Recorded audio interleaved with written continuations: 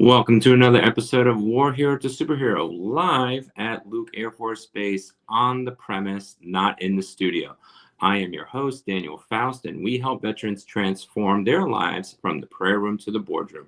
You are in the on-scene superhero battle room, and we're going to bring on the stage Amanda McCullough. She's going to tell me if I pronounce her name wrong when I bring her on stage. She is a veteran who has served her country and is serving our women veterans. And we're going to bring her on stage and go over and give her the floor to talk about her transformational story. So we'll have her here in a moment. Hey, Amanda, do I have you? Hi, Daniel. Yes, thank you for having me on.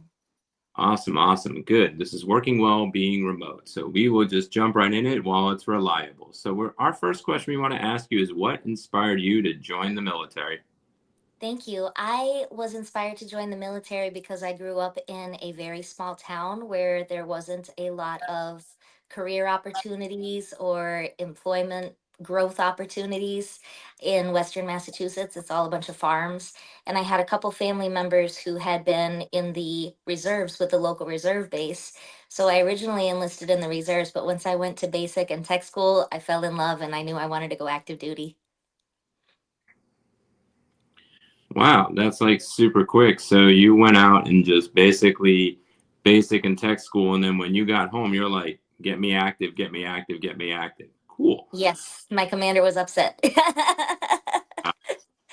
And I think I figured out one thing also we get along also is that you probably didn't know this is I'm from Rhode Island and you're from Massachusetts. So we were neighbors and we didn't even know about it. And I was actually on the border of Massachusetts. I lived in North Smithfield, Rhode Island, which was on the border of North Attleboro and that type of area. So we could have like met Yes, each other, but we never did.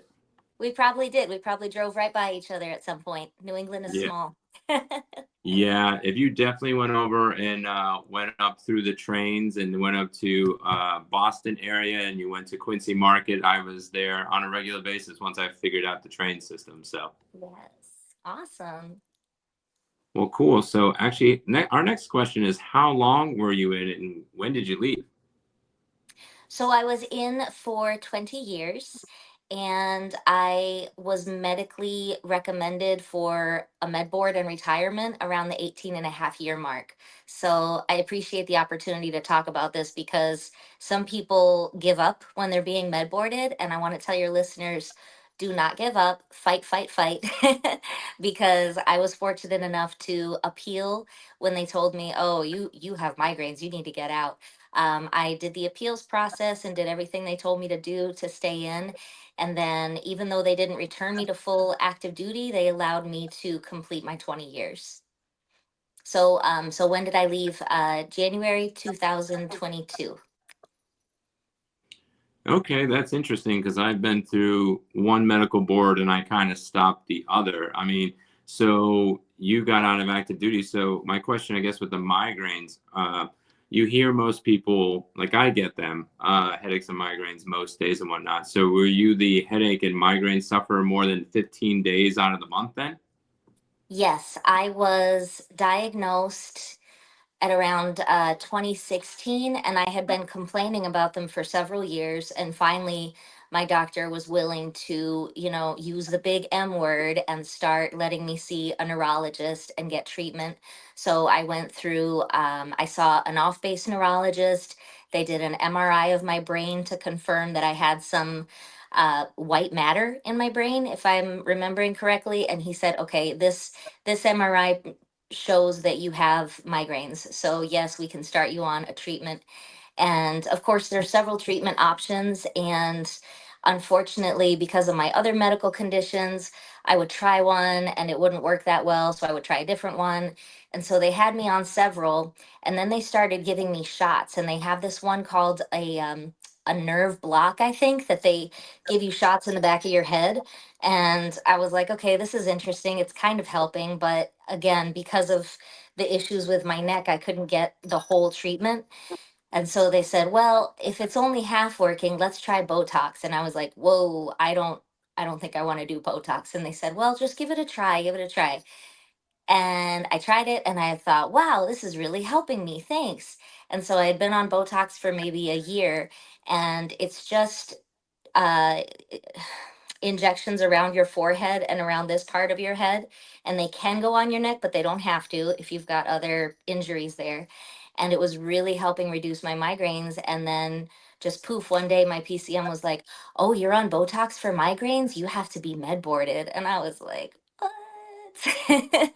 It was a big it felt like a big slap in the face because I hadn't deployed since 2007. So I said, if this makes me non-deployable, let's go back to any of those other barrage of treatments that you were giving me, and I'll deal with it, right?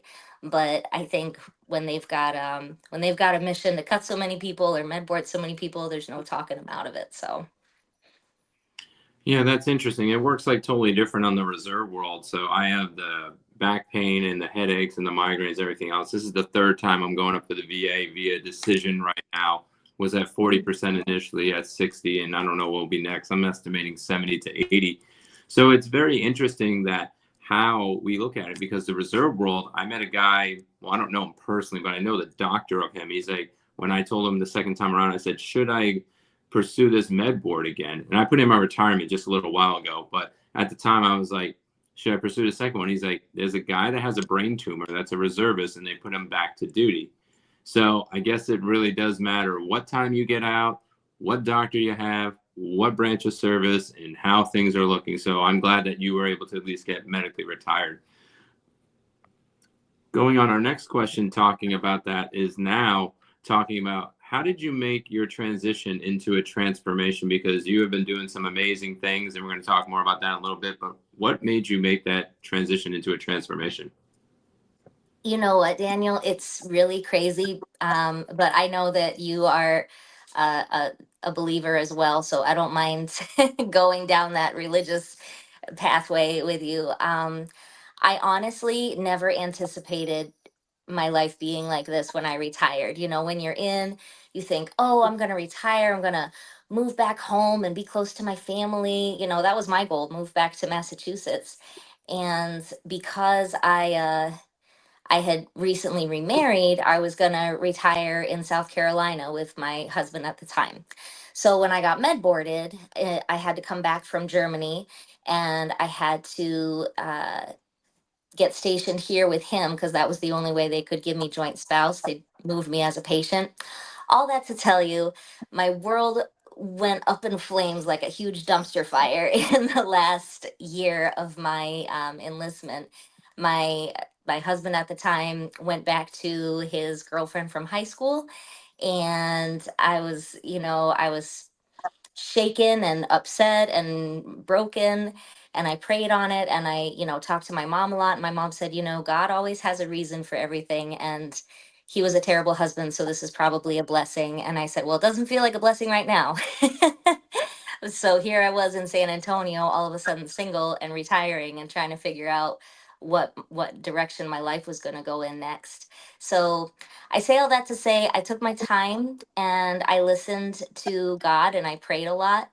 And I think that in taking my time and really following my heart and just taking a deep breath and pause and listen, and look for the things that you're really passionate about and that feel like they give you purpose.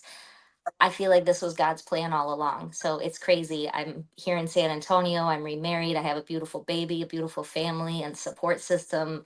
The veteran community here is amazing. And I got to give all the credit to God.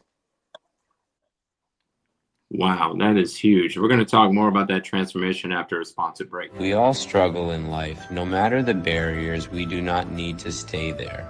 Each day is an opportunity to step into better health. Each day is an opportunity to step into wealth. Each day is an opportunity to step into dreams. Live Good, the global wholesale buyers club, empowers all these steps and more. Ready to be empowered? Grab the link to learn more. You have served. No matter if it was in the military or civilian service, you deserve to live good. Live good in health. Live good in wealth. Live good in so much more. At Live Good, the global wholesale buyer club, we empower you to take your mission to the next level. Are you ready to live good? Welcome back to us being live on remote at Luke Air Force Base doing our superhero battle room interview with Amanda McCullough.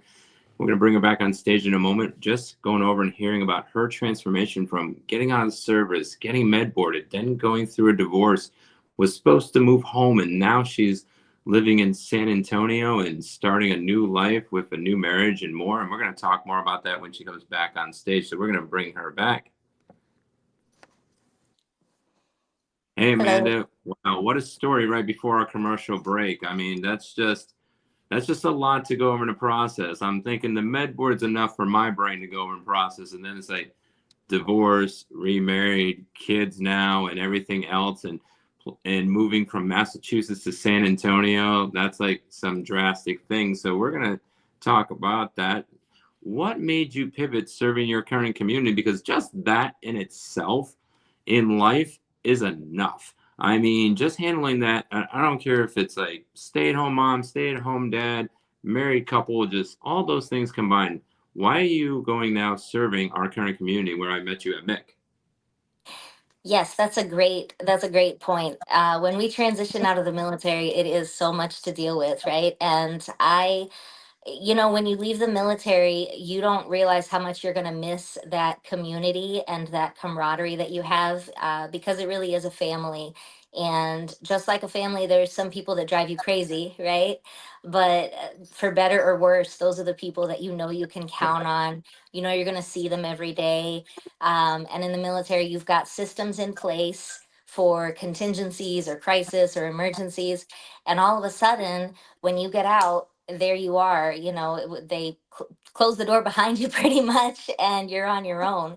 So it's a very isolating feeling, especially as a woman getting out, because when you're in, at least there's other women that you can find and connect with. But once you're out and you're in the veteran community, we are such a small percentage of the veteran community. There's 2 million of us, but we're scattered all over the United States.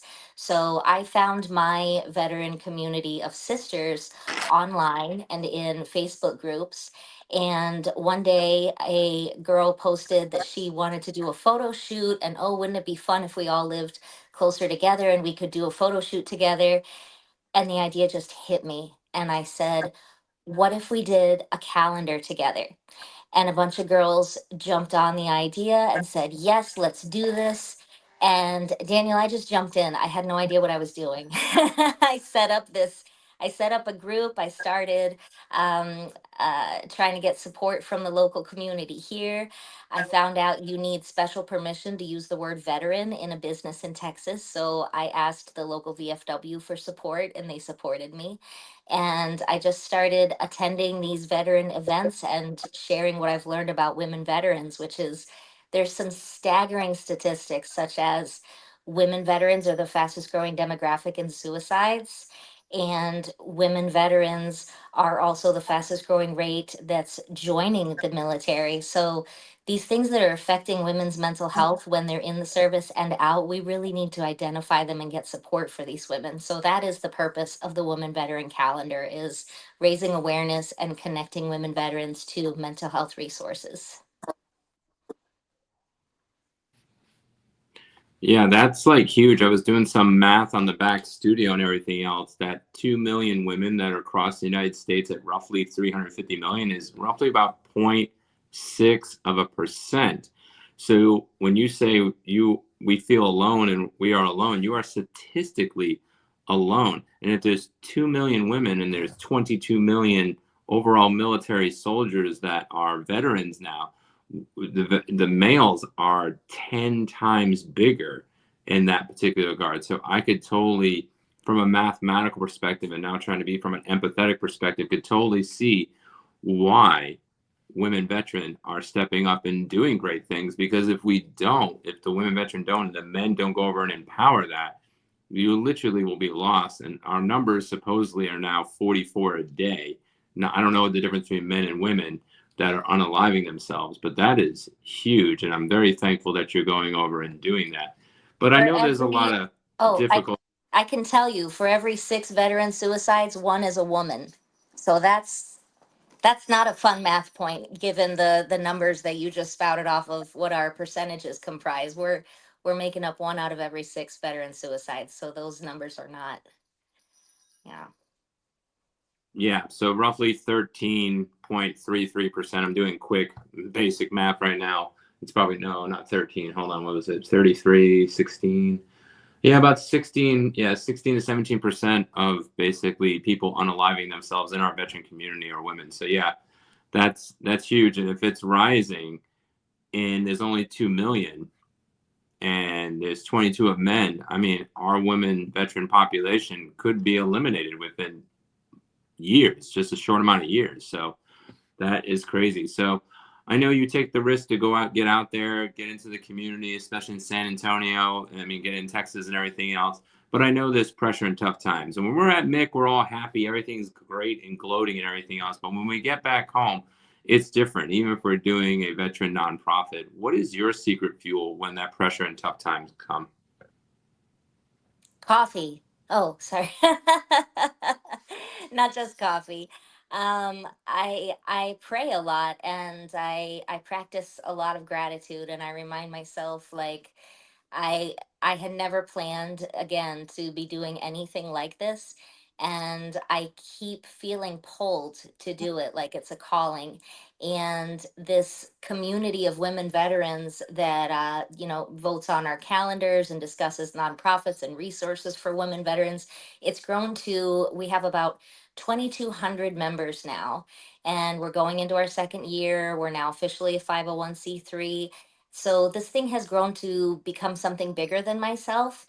And I take comfort in that because it reminds me of when I was in the military, and you're part of something bigger than yourself. Even on the days you want to quit and you're tired, you realize you're serving something bigger, a greater purpose, and you're helping people and affecting change. And that helps me keep going through the tough times, but also coffee. That's very interesting that that thing runs the world so much. The funny thing is, if I drink coffee, I would be dead. So my mission would be over. Oh gosh. So I have to get a different. Yeah, yeah. So the unique isms of things. One fuels somebody, another one defuels somebody. So yeah. So I'm very much glad that you continue to go press out and everything else, and getting that time in prayer. We are holistic on War Hero to Superhero, so we always engage from the prayer room to the boardroom. So we are totally fine with Scripture, God, and Jesus as the forefront, because that is our staple that keeps us going. So now, things that go over and that might not keep people going is this question. This usually throws people off like immensely. Let's see if you can go over and take it or make it. We'll see what happens. So, three superhero tactics. This is our last question to close out. Is that I either want you to think of your younger self, or maybe the women veteran that you're serving in the women veterans calendar. If you had to give them three tactics and you only had maybe about 90 seconds, about the time of like how a TikTok scrolls nowadays, what would you go over and equip them with wisdom so they can thrive instead of just survive? Okay. Number one, never let anyone steer you away from your goals. Number two, emotions are powerful. And if you can control your emotions in any situation, you will have more control than you think. And number three, practice gratitude.